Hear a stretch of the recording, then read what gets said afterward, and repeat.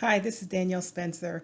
I wanted to do a quick video to talk about, to talk about one of the conversations that I had during the Annapolis, Maryland Book Lovers Festival, which, by the way, I thank everyone who came out, everyone who purchased books, and all of the wonderful conversations that I had yesterday.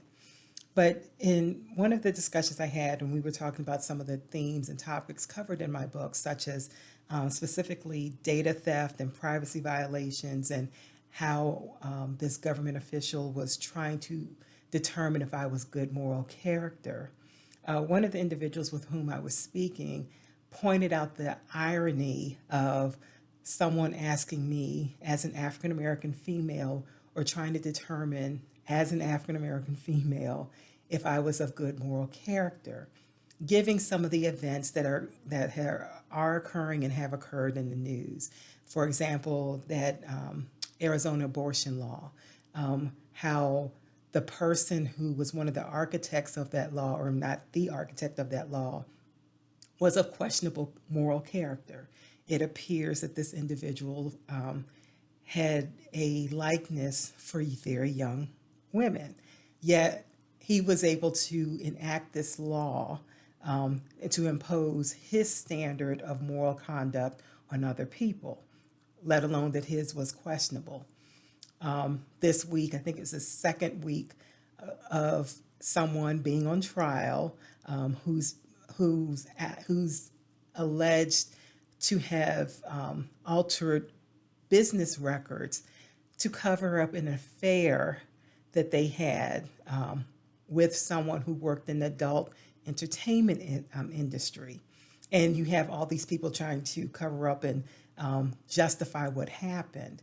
And then there was arguments this week if a certain individual could be immune from any type of crimes.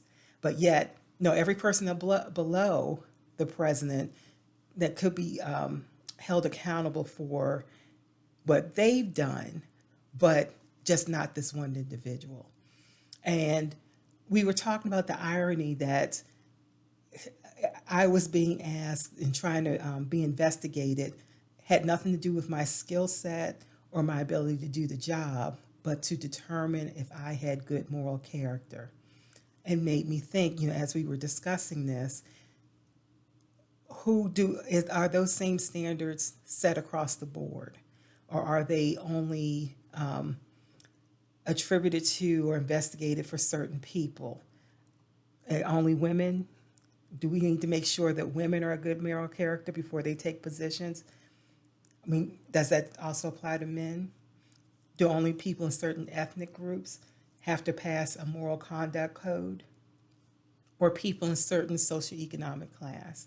So if you're not ultra wealthy, if you're middle class like I am, or people who are in the working class, do we have to pass moral standards or certain moral standards, which, by the way, are never identified up front?